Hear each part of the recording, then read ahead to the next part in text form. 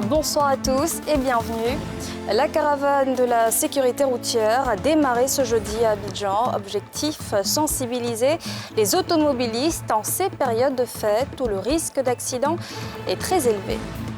C'est l'Eldorado des enfants, les espaces de jeux et de loisirs, des lieux ludiques qui ont pour seul objectif amuser les plus petits. Tour d'horizon dans ces petits paradis pour enfants. Et puis le capitaine Dadis Camara fait son grand retour en Guinée. L'ancien président de transition demande le pardon de son peuple. Il est inculpé dans l'affaire du massacre du 28 septembre 2009 à Conakry. Après 12 ans d'exil, il se dit prêt à répondre à la justice. Les fêtes de fin d'année approchent, des fêtes qui riment souvent avec excès pour réduire les risques d'accidents et en particulier les soirs de réveillon. L'ONG Sécurité routière est sur le terrain depuis ce jeudi afin de sensibiliser les populations. Nadja Eja, Kim Eric. Nous sommes de plein pied dans les fêtes de fin d'année. Sur les routes, on assiste de plus en plus à un déferlement de véhicules entre des usagers stressés de vaquer à leur activité quotidienne et d'autres pressés par les achats de fin d'année. Dans cette course folle, les règles du code de la route sont souvent foulées aux pieds. Conséquence de graves accidents comme celui survenu ce 22 décembre sur l'axe Sobré-Gagnoa qui a fait des morts et des dizaines de blessés. Une situation tragique qui pousse la Fédération des ONG de sécurité routière à prendre son bâton de pèlerin. Ce matin, elle a arpenté les rues pour sensibiliser les usagers de la route. Le téléphone au volant, le téléphone tue. L'alcool tue. Quand vous conduisez, on ne boit pas. Quand on boit, on ne conduit pas. Donc voilà ce message, l'excès de vitesse. Il ne suffit pas de se mettre, de rouler fort pour aller à Boaké et ne pas arriver. Il faut aller doucement pour arriver. Aux conducteurs, vous avez des milliers de personnes qui sont derrière vous. Vous avez une famille, vous avez une grande responsabilité. Une démarche appréciée par des automobilistes qui ont décidé de porter le message autour d'eux. C'est une très bonne initiative de sensibiliser la population, puisque dans ces derniers temps-là, vraiment, il y a eu trop de morts sur nos routes. Voilà, c'est des trucs qu'on veut éviter. C'est des choses qu'on veut éviter. Si chacun roule doucement, je pense qu'il ne peut pas avoir ce genre de sinistre. Moi, quand je sors, je sais qu'il y a ma famille qui est à la maison. Si je sors, que je ne rentre pas, ils font comment? La caravane de la sécurité routière, démarrée ce 23 décembre, se tiendra sur 3 jours et sillonnera le Grand Abidjan ainsi que les villes de Toumoudi, Yamoussoukro, Tiébissou, Bouaké et Korogo. C'est un peu le paradis sur terre pour les enfants et un enfer pour les parents, surtout lorsqu'il s'agit de rentrer. Les centres aérés en cette période de vacances scolaires, c'est l'une des activités préférées des enfants. Tour d'horizon dans la capitale économique de ces espaces de jeux et de loisirs dans ce reportage de Jean-Michel Quadio et Kimo Eric. Centre de divertissement, divers jeux électroniques pour contenter tous les enfants. On y trouve, entre autres, la VR moto, transformeuse, glisse basket, voitures de course et des jeux virtuels comme le VR 360, le simulateur, le Beat Hero. Pour y accéder, chaque parent doit débourser entre 1000 à 2000 francs. Ces enfants, eux, y sont depuis ce matin et refusent de rentrer chez eux. Je suis venue m'amuser avec mon petit frère. On a fait la réalité virtuelle. Mon petit frère, on a joué aussi de la piscine à balles. Je suis contente d'être là. Je m'amuse bien et je suis heureuse. On veut faire d'autres jeux, moi et mon petit frère. Direction Abidjan Mall. Ici, plusieurs jeux sont laissés à l'appréciation des enfants. Dans ce manège à jeux, situé au 2e étage, les enfants sont tous excités. Conan Aya, Eunice et sa sœur y sont avec leur père.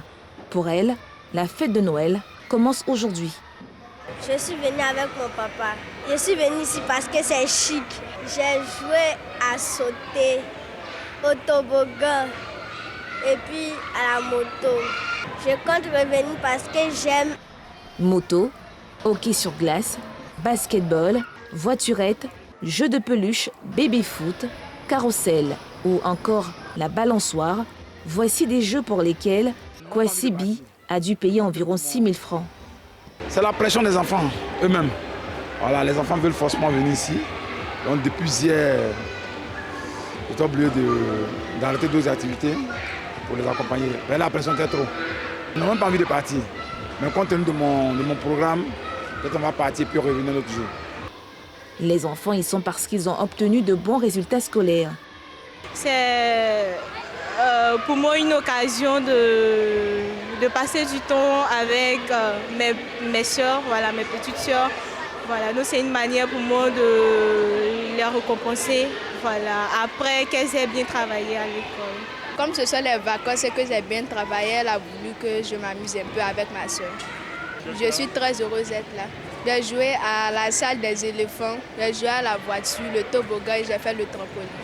Depuis ce lundi, les espaces de jeu sont de plus en plus mouvementés et font salle comble à mesure que l'on se rapproche de la fête de Noël.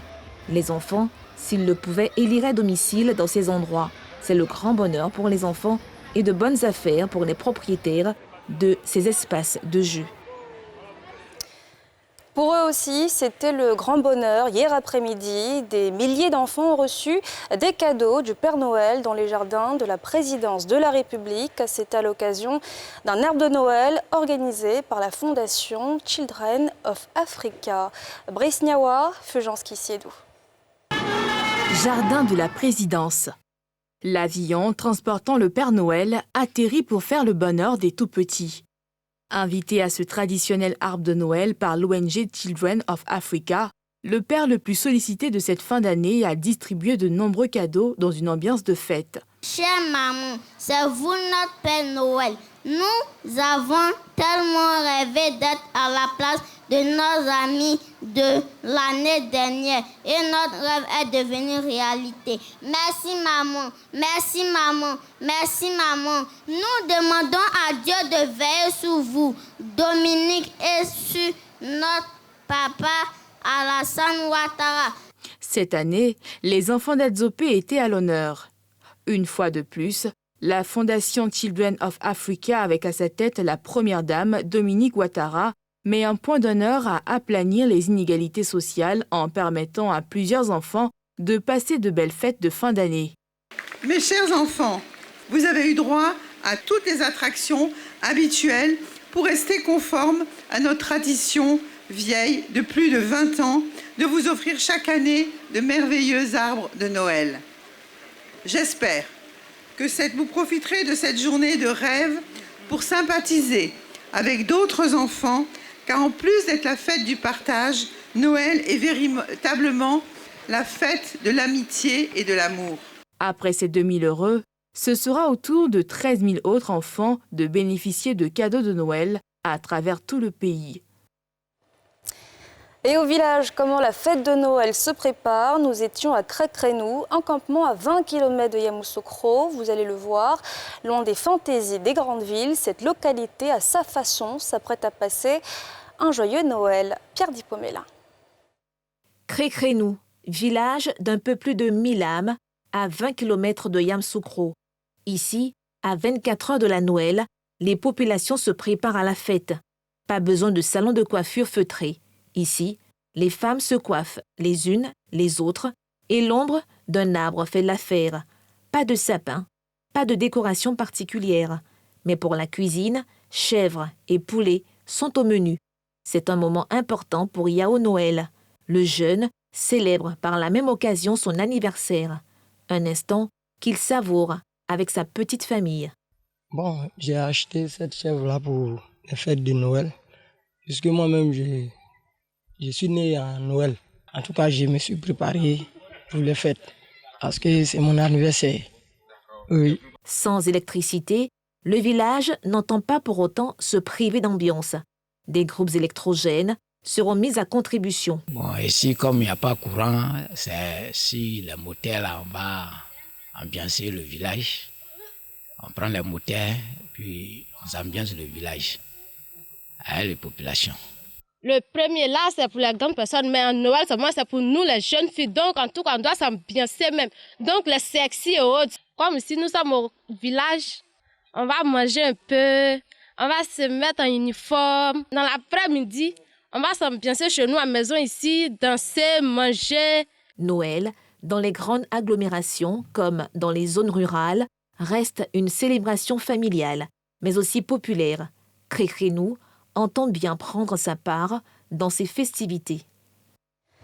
Sans transition, dès mars 2022, le ministère de la fonction publique passe à la signature électronique à l'ère du numérique. Elle permettra de faciliter l'envoi et l'échange des documents. Une annonce de la ministre de tutelle, Anne-Désirée Oloto, au cours d'une conférence bilan des journées de la fonction publique. Salif Yadekwe, Mathieu Rambadé.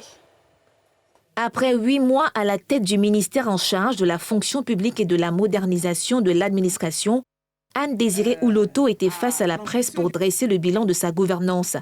À l'occasion, elle a annoncé de nombreuses innovations, dont la signature électronique des actes administratifs pour soulager les fonctionnaires des agents de l'État. Nous avons adopté la signature électronique et nous ferons en sorte que dès le mois de février, nous soyons capables de démarrer ce processus-là.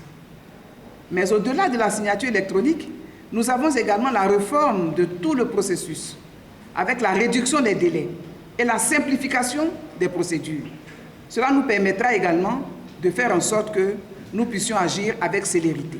Relativement au concours, on ne va pas mettre la charrue avant les bœufs, mais je peux vous assurer que les premières impressions qui nous sont partagées par les populations, par les candidats, par les admis et même par ceux qui ont échoué, je pense que nous pouvons indiquer que nous sommes sur la bonne trajectoire.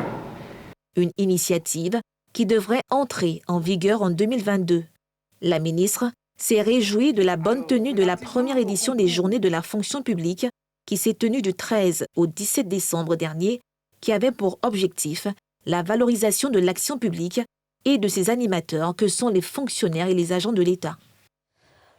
Dans l'actualité internationale, le capitaine Dadis Camara fait son grand retour en Guinée. L'ancien président de transition demande le pardon de son peuple. Il est inculpé dans l'affaire du massacre du 28 septembre 2009 à Conakry. Après 12 années d'exil, il se dit prêt à répondre à la justice guinéenne.